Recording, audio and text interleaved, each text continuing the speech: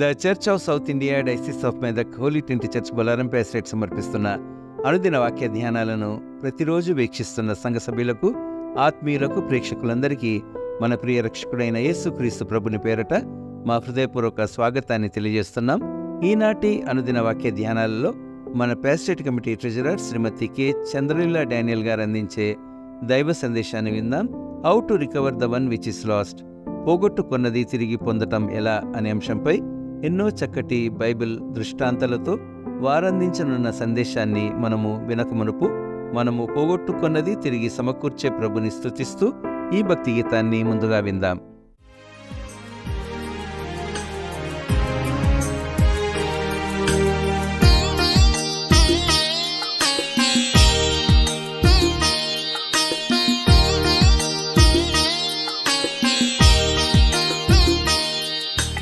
కరుణించి తిరిగి సమకూర్చు ప్రభువా, కరుణించి తిరిగి సమకూర్చు ప్రభువా, క్షమాపణ నిన్ను వేడుచున్నాను, క్షమాపణ నిన్ను వేడుచున్నాను.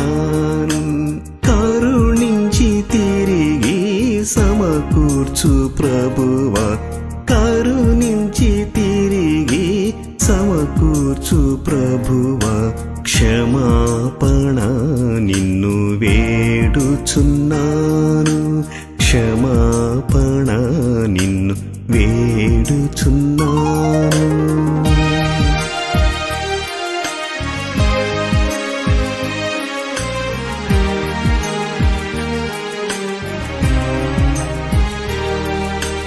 పాపము చేసి పడియున్న చోటు, పాపము చేసి పడియున్న చోటు ప్రాపుగా నీవు చూపుము ప్రభువా, ప్రాపుగా నీవు చూపుము ప్రభువా. కోపగించక నాపై కృప చూపుమా, కోపగించక నాపై కృప చూపుమా. కరుణించి తిరిగి సమకూర్చు ప్రభువా, కరుణించి తిరిగి సమకూర్చు ప్రభువా, క్షమాపణ నిన్ను వేడుచున్నాను, క్షమాపణ నిన్ను వేడుచున్నాను.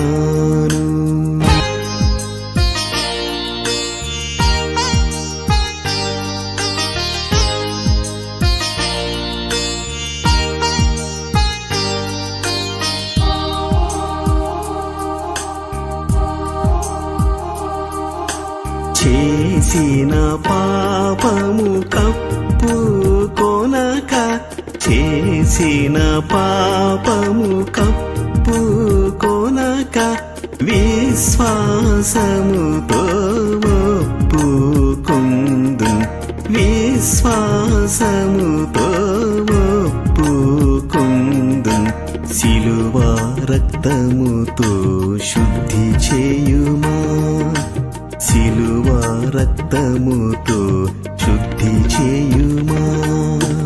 కరుణించి తిరిగి సమకూర్చు ప్రభువా, కరుణించి తిరిగి సమకూర్చు ప్రభువా, క్షమాపణ నిన్ను వేడుచున్నాను, క్షమాపణ నిన్ను వేడుచున్నాను.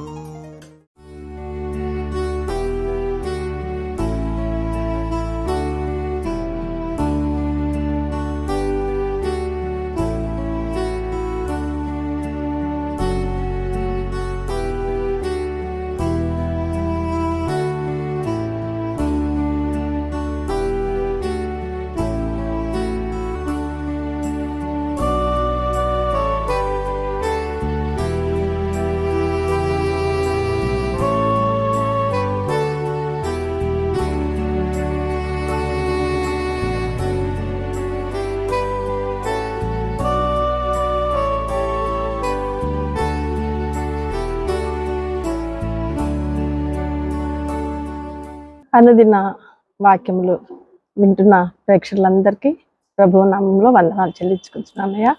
చిన్న ప్రార్థనతోటి మొదలు పెట్టుకున్నాం. పరిశుద్ధుడా నా తండ్రి, ఆకాశ మహాకాశాల సింహాసనాసనుడా, కనుడా, గొప్పవాడా, కనికరం గల తండ్రి, దయగల తండ్రి, నీ నీతిని బట్టి, నీ యొక్క ఘనమైన నామం బట్టి మమ్మల్ని దినదినము ఆశీర్దిస్తున్నందుకే వందనాలు. సజీవులలో చేరుస్తున్నందుకే వందనాలు. నీ కృపా కనికరాలు మా మీద కృమ్మరింప చేస్తున్నందుకే వందనాలు. అయ్యా, నీ దేవునితో నింపి రక్షించండి అయ్యా. కృపగల దేవుడు అయ్యా. కొండల తట్టు నాకు అందిస్తున్నాను, నాకు సహాయం ఎక్కడి నుండి వచ్చును? యెహోవా వల్లనే నాకు సహాయం కలుగును. అయ్యా, మా సంఘం అంతటిని జ్ఞాపకం చేసుకోండి నాయన. ఈ వాక్యం వినే ప్రతి బిడ్డని ఈ యొక్క అత్యధికమైన కృపలో జ్ఞాపకం చేసుకొని దీవించి కృప చూపమని యేసయ్య మహాపరిశుద్ధ నామంలో వేడుకుంటున్నాను తండ్రి, ఆమేన్. ఈరోజు మన బోధనాంశంగా పోగొట్టుకున్నది పొందడం ఎలా. పోగొట్టుకున్నది మన జీవితంలో, మన యొక్క జీవన విధానంలో అనేక సంగతులు మనం పోగొట్టుకుంటాం. అనేక విషయాల్లో అనేక పద్ధతులు పోగొట్టుకుంటాం మనం. ఆ పోగొట్టుకున్న వాటిని తిరిగి పొందడం ఎలా, చిన్న ఎగ్జాంపుల్స్ తోటి మనం కొద్దిసేపు ధ్యానిస్తాం. 2వ రాజుల గ్రంథము 6వ అధ్యాయంలో మనం ఒకరిని చూస్తాం. నేను చదువుతానండి. అంతటా ప్రవక్తల శిష్యులు ఎలీషా యొద్దకు వచ్చి, ఇదిగో నీ యొద్ద మాకున్న స్థలం ఇరుకుగానున్నది. నీ సెలవైతే మేము యోర్దాను నదికి పోయి తల యొక్క మ్రాను అతడి నుండి తెచ్చుకొని మరి ఒక చోట నివాసం కట్టుకుందామని మనవి చేయగా అతడు వేడుడని ప్రత్యుత్తరం ఇచ్చెను. ఒకడు, దయచేసి నీ దాసులమైన మాతో కూడా నీవు రావాలని కోరగా అతడు, నేను వచ్చిద్దనని చెప్పి వారితో కూడా పోయాను. ఎలీషా గారు వారు యోర్దానికి వచ్చి మ్రానులు నరుగుచుండిరి. ఒకడు దూలము నరుకుతున్నప్పుడు గొడ్డలి ఊడి నీటిలో పడిపోగా వాడు, అయ్యో నా ఏలినవాడా, అది ఎరువు తెచ్చిందని మొదలుపెట్టాను. కనుక ఆ దైవజనుడు అది ఎక్కడ పడినని అడిగాను. వాడు అతనికి ఆ స్థలమును చూపింపగా అతడు కొమ్మ ఒకటి నరికి నీళ్లలో వేయగా గొడ్డలి తేలేడు. అతడు దానిని పట్టుకొనమని వానితో చెప్పగా వాడు తన చేయి చాపి దానిని పట్టుకునేను. అది ఎక్కడ పడెను, ఎక్కడ పడిందో అక్కడ కొమ్మ, ఎలీషా గారు తన స్వహస్తాలతో కొమ్మ నరికి అదే ప్లేస్లో వేసినప్పుడు ఆ గొడ్డలి, పడిపోయిన గొడ్డలి పైకి తేలింది. మనం కూడా మన జీవితాల్లో ఎక్కడ పడిపోయినాం, మనం పడిపోయిన దగ్గర నుంచి మనం పైకి లేవాలంటే మనం ఏం చేయాలా? పడిపోయిన చోటనే కొమ్మ ఒకటి నరికి వేయాల. ఆ కొమ్మ ఇక్కడ దేనికి సాదృశ్యం అంటే మన యేసయ్య శిలువ మ్రానుపై పడినటువంటి శిలువకి సాదృశ్యం. ఆ శిలువ మన దగ్గర ఉన్నప్పుడు మనం తప్పకుండా ఆ శిలువ యొక్క సన్నిధానానికి మనం చేరి మనం మొరపెట్టుకున్నప్పుడు దేవుడు తప్పకుండా మనల్ని తేలా చేస్తాడు. ఆ విధంగా తేలేటువంటి గుంపులో మనం ఉండాల. అది ఎక్కడ పడింది అని అడుగుతున్నాడు. కాబట్టి వెంటనే మనము దేవుని యొక్క సన్నిధానానికి వచ్చి మన యొక్క మొరపెట్టుకుంటా ఉండాల. మనము ఈ విషయంలో చిన్నటి సాదృశ్యం చూసుకుందాం. ఆదాం గారు, మొట్టమొదటి ఆదాం గారు తెలుసు కదా. ఆదాం గారిని దేవుడు అడుగుతున్నాడు, ఆదామా నువ్వు ఎక్కడున్నావు? ఆదికాండము 3వ అధ్యాయంలో 3వ అధ్యాయం 9వ వచనము.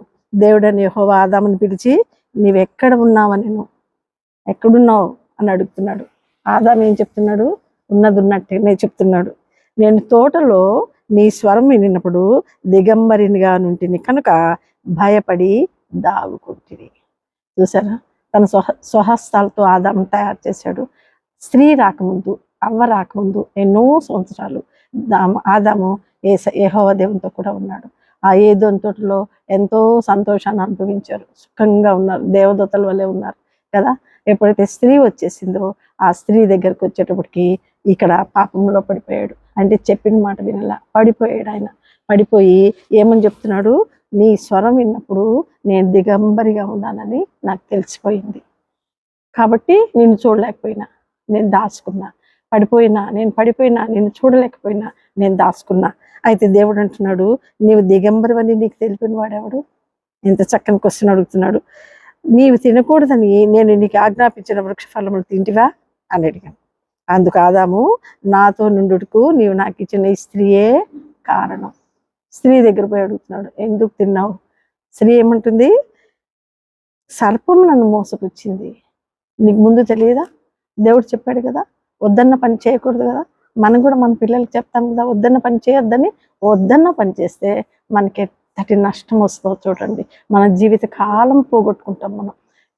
సర్పం నన్ను మోసపుచ్చింది అన్నాడు. ముందే చెప్పాడు దేవుడు, అన్ని పండుతున్నావు, నీకు ఇష్టం వచ్చినంత సంతోషంగా ఉండు, కానీ ఫలాంది నువ్వు ముట్టుకోవద్దు. ఎందుకు ముట్టుకున్నావు?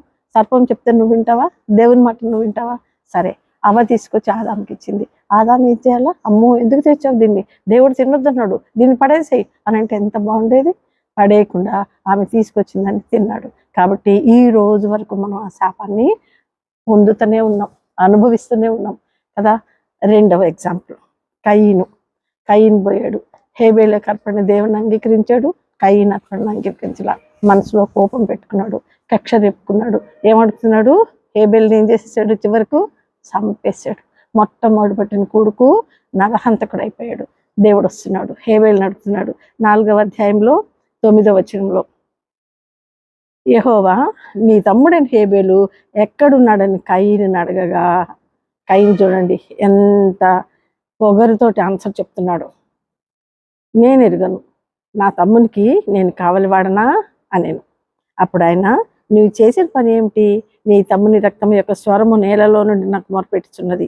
కావున నీ తమ్ముని రక్తం నీ చేతుల నుండి పుచ్చుకొనుటకు నోరు తెరిచిన ఈ నేల మీద ఉండకుండా నీవు శపింపబడిన వాడవు. చూసారా, నేను ఎరుగనని ఎంత ధైర్యంగా చెప్పాడు. మొట్టమొదటి పుట్టిన కొడుకు నరహంతకుడు, అబద్ధికుడు. దేవునికే ఎదురు చెప్తున్నాడు. నేను ఎరుగను, నేను కావలివాడనా అంటున్నాడు. దీనికోసం ఆయన పొందిన శాపం ఎటువంటిదంటే, ఈ నేల మీద నువ్వు ఉండకుండా నిన్ను దేశ దిమ్మరి చేసి పడేస్తానన్నాడు. నేల మీద ఉండకుండా పోయాడు. అప్పుడు ఆయనే మొరపెట్టుకున్నాడు, అమ్మో నా దోష శిక్ష నేను భరింపలేనంత గొప్పది, ఎవడైతే నన్ను చూస్తాడో వాడి చేతిలో వాడు నన్ను చంపేస్తాడు కదా, చంపేయునుగాక అని చెప్తున్నాడు. అప్పుడు దేవుడు ఏమంటున్నాడు?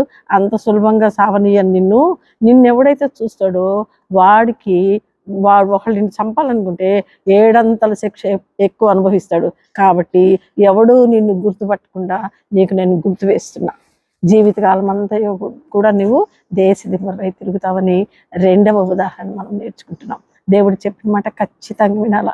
మనం పడిపోయిన చోట మనం ఎక్కడికి రావాలా?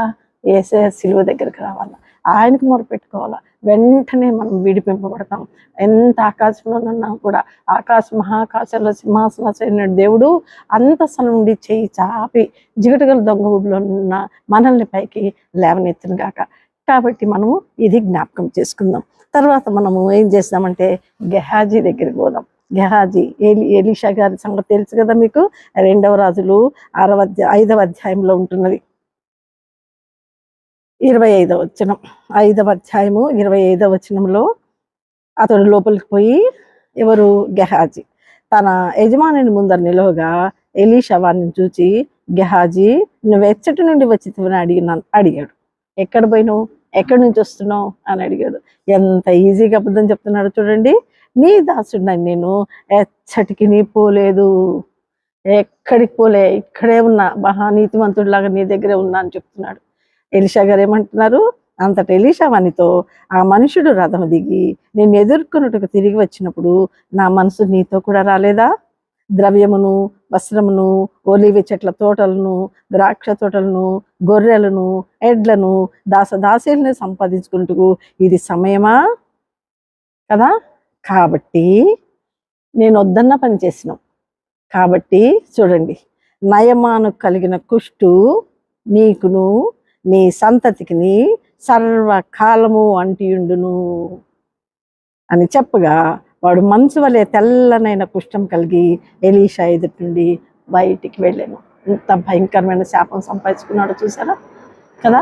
వద్దన్న పని పడిపోయాడు. ఆ స్థలంలో ఆ బంగారం, ఆ వెండి చూసి, ఆ బట్టలు చూసి పడిపోయాడు. నీకు కావాలంటే ఎలీషా గారి అడిగి ఇప్పకుదురా, నాకు వద్దు కానీ ఆయన కొనియండి అయ్యా అని చెప్పుంటే అయిపోయి ఉండేది కదా. కాబట్టి చూడండి, ఆయనకు ఒక పాపం చేసింది గెహాజీ, కానీ ఆయన సంతానం అంతటికి, సంతతికి సర్వకాలం, 1 రోజు కాదు, 2 రోజులు కాదు, సర్వకాలము ఆ కుష్టు నీకు అంటూ ఉంటుంది. చూడండి, నాకు ఆలోచిస్తాంటే అనిపించింది, ఇప్పుడు మనకు కనపడుతున్న కుష్ఠోళ్ళు కూడా ఈ గెహాజీ సంతతి వాళ్ళేమో అనిపించింది. ఎంత భయంకరమైన శాపాంత సంపాదించుకున్నాడు వద్దన్న పని చేయడం వలన. కాబట్టి మనం ఎక్కడ పడిపోయినామో ఆ పడిపోయిన చోటన దేవుని దగ్గరికి రావాలా, సిలువ దగ్గరికి రావాలా. సిలువను ఆశ్రయించినట్టయితే, ఆ చెక్క ముక్క ఆ నీళ్ళలో పడినట్టయితే వెంటనే మనం పైకి తేలుతాం. ఆయన దగ్గరకు వస్తేనే మనం పైకి తేలుతాం. ఇంకోటి, కొత్త నిబంధన గ్రంథంలో మనకి కానా విందు మనకు తెలుసు. కానా విందులో ద్రాక్షారసం అయిపోయింది. వాళ్ళు మాట్లాడుకుంటున్నారేమో, అయ్యో ద్రాక్షారసం అయిపోయింది ఎట్లా అని ఆ విందు చేసేవాళ్ళు, ఆ పెండ్లి విందు వాళ్ళు మాట్లాడుకుంటుంటే మరియమ్మ గారు విన్నట్టున్నారు. కొడుకుకు పోయి చెప్తే ఆయన ఏమన్నాడు, నీకెందుకమ్మా ఆ పని, నా సమయం ఇంకా రాలేదు. 2వ అధ్యాయం, యోహాను సువార్త 2వ అధ్యాయం మనకు తెలుసు కదా. ఇది చూడండి, తల్లి ద్రాక్ష రసం అయిపోయినప్పుడు యేసు తల్లి వారికి ద్రాక్ష రసం లేదని ఆయనతో చెప్పగా, యేసు ఆమెతో, అమ్మా నాతో నీకేం పని, నా సమయం ఇంకనూ రాలేదు. సమయం కొరకు ఎదురు చూస్తున్నాడు ఆయన. మొట్టమొదటి ఆశ్చర్యకర అద్భుత కార్యాన్ని కానా విందులో చేశాడు. నా సమయం ఇంకా రాలే, సమయం కొరకు దేవుడిని తండ్రిని వేడుకుంటున్నాడేమో. అయితే వెంటనే ఏం చేశాడు ఆయన తల్లి పరిచారకులను చూసి, ఆయన మీతో చెప్పున్నది చేయుడి. మన యొక్క పని ఇది. దేవుడు మనకేం చెప్తామో అది మనం చేయాల్సిందే. మనం కూడా మన పిల్లల్ని అట్టని చెప్పిన మాట వినాలా. మీరు ఎదురు తిరిగితే నేను అది ఇయ్యను ఇది ఇయ్యను మనం కొన్ని ఆంక్షలను పెడతాం పిల్లల ముందు. అట్టగానే ఆయన చెప్పిన పని మీరు చేయండి. నేను ఒక పని చెప్పినా నా నోరు మూపించాడు, నాతో నీకు పని లేదు, నువ్వు నాకేం చెప్పనవసరం లేదు అన్నట్టుగా. అయితే ఆమె కూడా ఏం చేసేది, పరిచారకులకి ఆయన ఏం చెప్తాడో ఆ పని చేయండి అని అన్నాడు అని ఆమె చెప్పింది. ఈయన ఏం చేశాడు, యేసయ్య 6 రాతి బాణాలు మనకు తెలుసు కదా. ఆ బాణలు యేసు 7వ వచనంలో ఆ బాణలు నీళ్లతో నింపుడని వారితో చెప్పగా, వారు వాటిని అంచులు మట్టుకు నింపారు. అప్పుడు ఆయన నింపారు అంతవరకే. అంత ముందంతా ప్రార్థన చేస్తూ ఉన్నాడేమో. నింపిన తర్వాత ఏం చెప్పాడు, వారితో ఆ పరిచారకులతో, మీరు ఇప్పుడు ముంచి బిందు ప్రధాన యొద్దకు తీసుకొని పోండి. అంతే, నీళ్ళన్నీ అంచులు మట్టుకు నింపారు. నింపిన వెంటనే ముంచి తీసుకొని పోండి అన్నారు. అక్కడ జరిగిన అద్భుత కార్యం, అద్భుత క్రియ దేవునికే తెలుసు. అయితే ఈ నీళ్లు ఇక్కడ ఒక మాట ఏమంటున్నాడంటే, ఆ ద్రాక్షారసము ఎక్కడి నుండి వచ్చినో ఆ నీళ్లు ముంచి తీసుకొని పోయిన పరిచారకులకే తెలిసినది, విందు ప్రధానికి తెలియదు. ఆ నీళ్లు ముంచి తీసుకుపోయారు. ఆ నీళ్ళు ఏమైపోయింది, ద్రాక్షారసంగా మార్చబడింది. ఎంత అద్భుత కార్యం! మనం ద్రాక్షారసం చేయాలంటే ఎంత పెద్ద ప్రాసెస్ అది. చూడండి, ఎంత వింతైన కార్యం, అద్భుత కార్యం, ఆశ్చర్య కార్యం మన పరిశుద్ధ దేవుడు చేస్తాడు. ఎందుకంటే మనం పడిపోయిన చోట మనం ఏం చేయాలా, యేసయ్యని బతిమలాడుకోవాలా. అయ్యో నేను పడిపోయినయ్యా, నన్ను పైకి లేపయ్యా, అయ్యా జిగడగల దొంగ ఊబిలో ఉన్నానయ్యా, నన్ను పైకి లేపయ్యా, ఈ కష్టం నాకు వచ్చింది, ఈ కష్టం నుండి తొలగించయ్యా, నేను బంధింపబడి ఉన్నాను, నన్ను విడిపించయ్యా. అదొక్కటే మనం చేయాల్సింది, అదొకటే మన విజ్ఞాపన, ఒకటే మనం చేయాల్సింది. తక్కిందంతా ఆశ్చర్యకార్యాన్ని, అద్భుత కార్యాన్ని చేసే దేవుడు మనకున్నాడు. సజీవుడైన దేవుడు మనకున్నాడు. ఆయన జీవము గలవాడు, జీవాధిపతి, మనల్ని దినదినము రక్షిస్తున్నవాడు, మనం బ్రతికిస్తున్నవాడు. కాబట్టి మనం ఏం చేయాలంటే దేవుని యొక్క గొప్ప పరిశుద్ధ నామాన్ని మనము కొనియాడుతూ ఉండాలా, కనపరుస్తూ ఉండాలా, ఆయన చెప్పిన మాట వినాలి. అంతే, చిన్న సింపుల్, ఇంకేం అవసరం లేదు. ఆయన చెప్పిన మాట వినాలి. ఆ విధంగా మనం విన్నట్టయితే ఎక్కడ పడిపోయినామో అక్కడి నుంచి మనము పైకి లేగగలుగుతాం. ఆశ్చర్యకరంగా అభివృద్ధిలోకి రాగలుగుతాం. దినదినం క్రమక్రమంగా అభివృద్ధి పొందగలుగుతాం. ఆయన చెప్పిన క్లాజ్ ఏంటంటే, మీరు నా యందు నేను మీ యందు ఉన్నట్టయితే బహుగా ఫలిస్తారు. మనం బహుగా ఫలించాలంటే ముందు మనలో ఆయన ఉండాలి. అప్పుడు ఆయనలో మనల్ని పెట్టుకుంటాడు. తప్పకుండా మనకి ఆశీర్వాదం కలుగుతుంది. కాబట్టి మన సంఘం అంతా కూడా పడిపోయిన చోటలోనే మనం పైకి లెగవాలని ఆయన సిలువ యొద్దకు వచ్చి ఆయన ఆశీర్వాదాలు పొందుదాం గాక. దేవుడి చిన్న వాక్యాన్ని దీవించును గాక.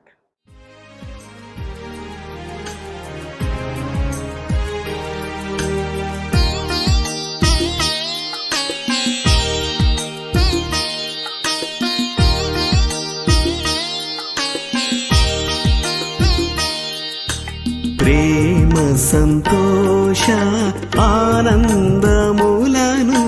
ప్రేమ సంతోష ఆనందములను ప్రధాన యాజక పోగొట్టుకుంటిని, ప్రధాన యాజక పోగొట్టుకుంటిని.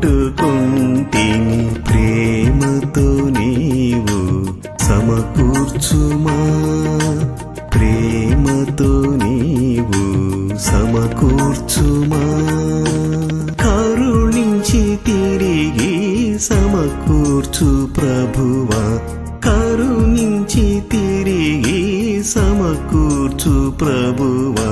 క్షమాపణ నిన్ను వేడుచున్నాను, క్షమాపణ నిన్ను వేడుచున్నాను. కరుణించి తిరిగి సమకూర్చు ప్రభువా, కరుణించి తిరిగి సమకూర్చు ప్రభువా. క్షమాపణ నిన్ను వేడుచున్నాను, క్షమా